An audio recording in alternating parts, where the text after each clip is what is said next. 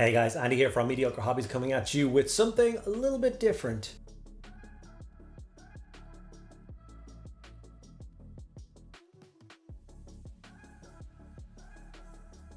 One of the channel's biggest supporters and sponsors is a company called ProxyWars. I've done a bunch of videos for those guys already on a monthly basis showing off some of the amazing miniatures that they have on their website that you can buy, build and paint. Currently they are running an amazing Kickstarter for scenery, and I've been tasked with making a video around that, what I think of it, how it all goes together and what it looks like at the end. So one of the interesting things about this particular Kickstarter is the kind of format in which the buildings are made. So there's a huge variety of shapes and sizes of buildings, including I don't know how many different aesthetical choices you have to fit kind of any crazy sci-fi world you want. My favorite thing is you get basically these grid systems like this, which produce the kind of main structure of the building, like so, and then you basically fit in the walls of your choosing. So for instance, the one that I've chosen is a more generic style building, the kind of red brick with a bit of plaster over it frontage. I wanted a set of generic buildings that I could use in games of science fiction or games of kind of today era stuff, Marvel Crisis Protocol or stuff like that. So that's why I decided to go for something a little bit more like this. Even post-apocalyptic style games I think will really benefit from this style of scenery. Now the walls themselves can be printed in either resin or in PLA, and I decided to test out both for you guys to see if it works properly in this video and how they both paint up and compare. So without further ado, I'm going to get into the video, test all this stuff out, try and by the end of this video have one finished completed video, and then I'll come back to you guys and let you know the final verdict of this awesome Kickstarter. Before I get into it, two quick things. One, thank you so much, patrons. You're amazing. Without you guys, I could not continue doing what I am doing. If you're interested in getting involved in that, there are links in the description below. You get access to a private Discord server and an extra video every single week just for you guys. It's just two of the awesome benefits. And two, I have set myself a task or a goal of hitting 40,000 subscribers by the end of this year. So if you guys could help me out and smash that subscribe button, it would mean the world to me. Okay, without further ado, let's get in and get this building done.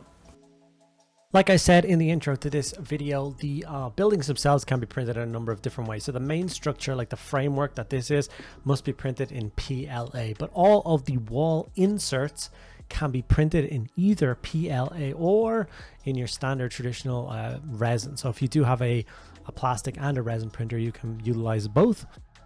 If you are just a PLA man, you can print the entire building still using this. As you can see, the detail still comes out on the PLA walls absolutely beautifully. More than enough detail in there for a piece of scenery, although you will see in a minute that the detail you do get from resin is slightly crisper, and that is just the medium that you're using. The wall sections for the resin are so crisp, so clean and so beautiful, but not everyone has access to a large scale resin printer.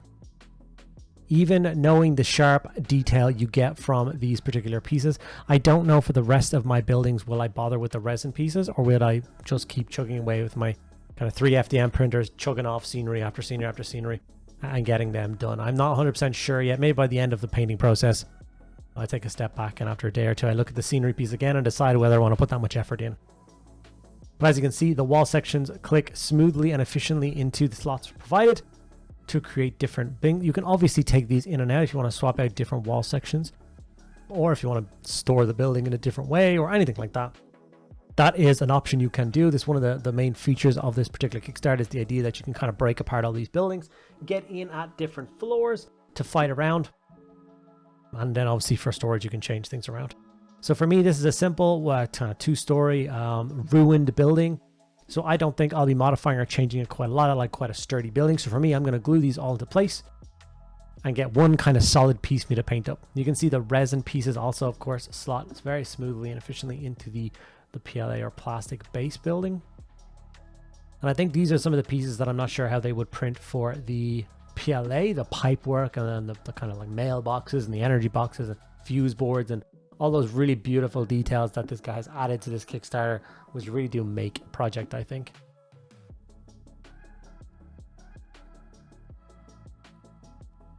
As you can see, I was continuing trying to like decide on the layout. There's nothing set about this. I wanted to put the door on the left. I wanted to print out multiple doors. I could do that. If you want to barricade the door up, you can also do that. You know, these are the kind of extra details that I love. The fuse boards, little keypads, obviously lots of pipe work. I love the exposed brick with the concrete skimming they put on the outside. Now obviously I could have reversed all these walls and had a very smooth brickwork on the outside. And then if I was going on the inside, I could have the red brick with plaster as opposed to concrete on the inside. You can change your mind about how you want to do it. And as you can see, I really did put this thing to its test. I think I used 4 different printers to print out different bits and pieces to see how each thing would handle it, and each thing handled it beautifully. I think I got great results. And once all of it was fully together and it was sprayed black and finally looked like one cohesive building piece, I then got a chance to actually paint it up. Now for me, scenery isn't supposed to be the main focus of a gaming table. You're supposed to focus on the miniatures and the armies used in the games, and the scenery is just supposed to set a mood or a theme or whatever. So I'm going to go with my traditional gut and do a fairly simplistic paint job on this building. I didn't say a bad paint job, I just said a simplistic paint job. I like things to be fast. I like to get, like I said, when I finally do print out the rest of these buildings, it'll probably be another kind of 10, 12 pieces. And I'll want to paint all of those in a single sitting. So there's no way I'm going to be kind of killing myself, like spending a week on each building. I don't have time for that.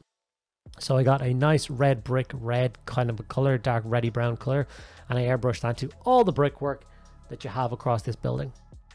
I did briefly think about what I would do to kind of take this up to the next level, or add some edge highlighting or some dry brushing or anything like that. But once I kind of had the rest of the colors on, it looked really good and I was quite happy with it. So I decided not to bother. You can see at the end the results that I did achieve, and you can decide for yourself whether or not I should have put more work into the red bricks or not. But I genuinely think they came off quite well.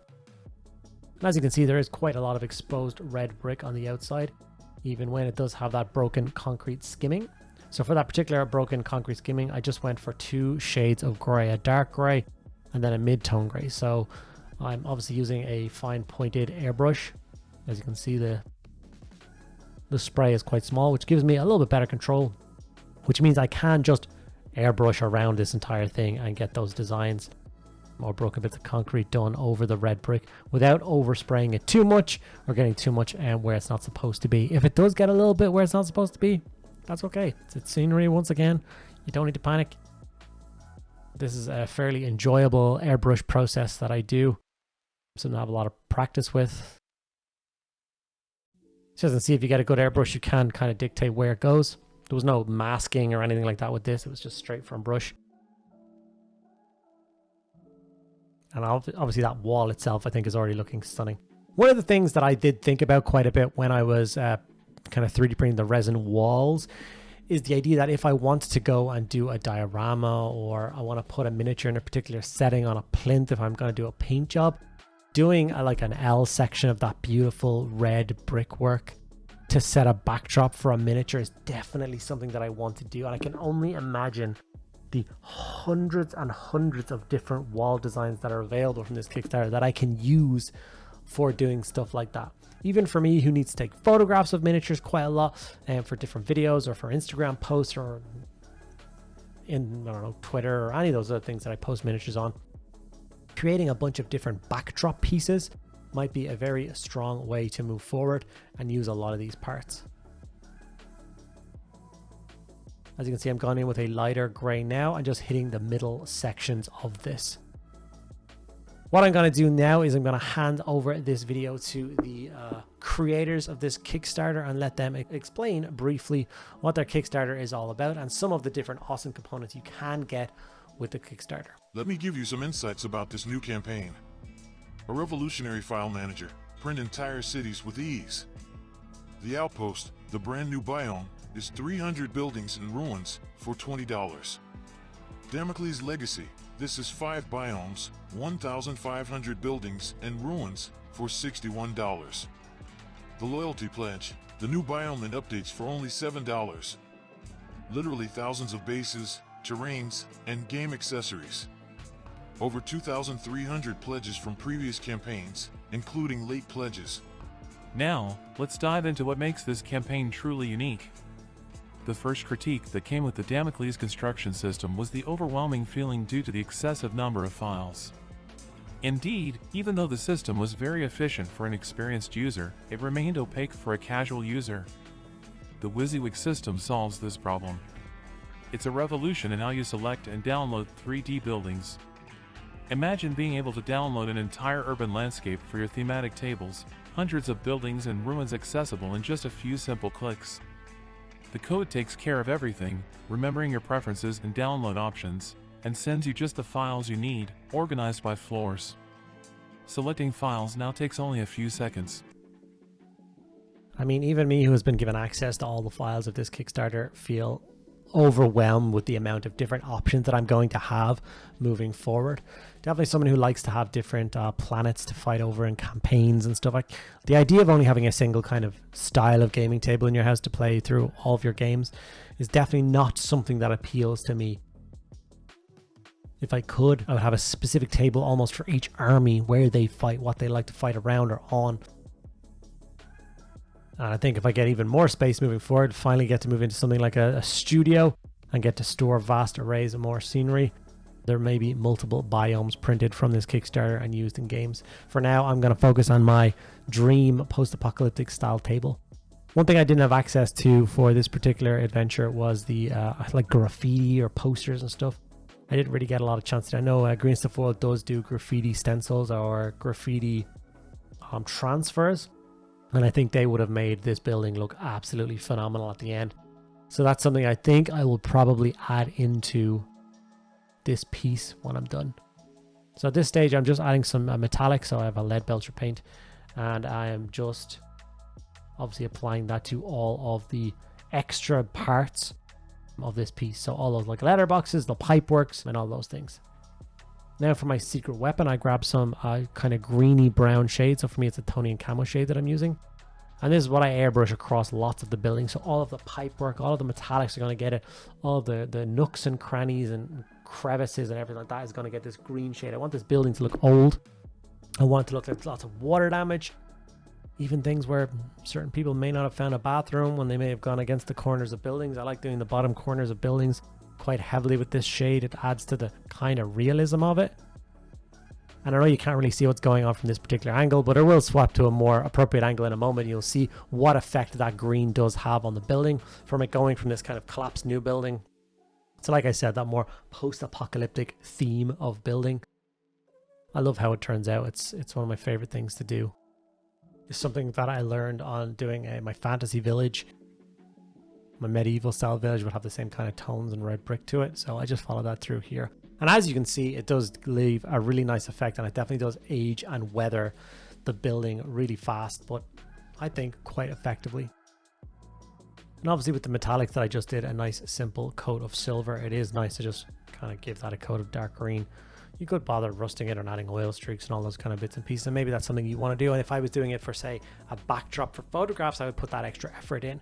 For 10 or 12 pieces of scenery for a gaming board, this is the standard that I would take it to. So this is my finished building, and as you can see, I'm really happy with the results. I'm actually quite proud of this piece.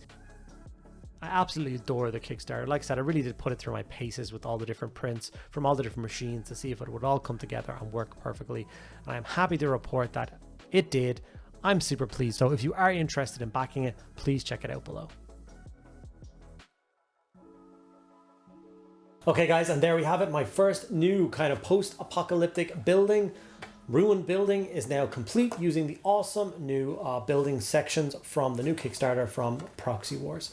It is really difficult, honestly, for me to share all the different aspects of this Kickstarter in a single video. There's so many different biomes with so many different components to build.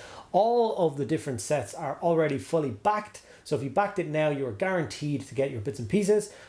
Unlocks are happening every single day, bridges between buildings and all that kind of bits and pieces. So if you do want to check it all out, I will leave it all linked in the description below. I recommend you go and check it out for yourself to see the actual scope and scale of this Kickstarter for yourself. I, for one, like I said, as a bare minimum, will be printing out an entire board's worth of this post-apocalyptic scenery for games of things like Fallout or other games of 40k or some RPG games and styles like that. I'm very much looking forward to it. Hope you guys enjoyed this video, learning a little bit more about painting some scenery using an airbrush. If you did, make sure you give the video a like. Ask me any questions you want in the comments below. I appreciate all of them and I get back to all of them. And if you want to help me get to 40,000 subscribers by the end of the year, only a couple of days left now, it would mean the world to me if you did that. So just hit that subscribe button and get involved. Thank you so much for sticking around to the end of the video. Check out the Kickstarter below. I'll see you in the next video.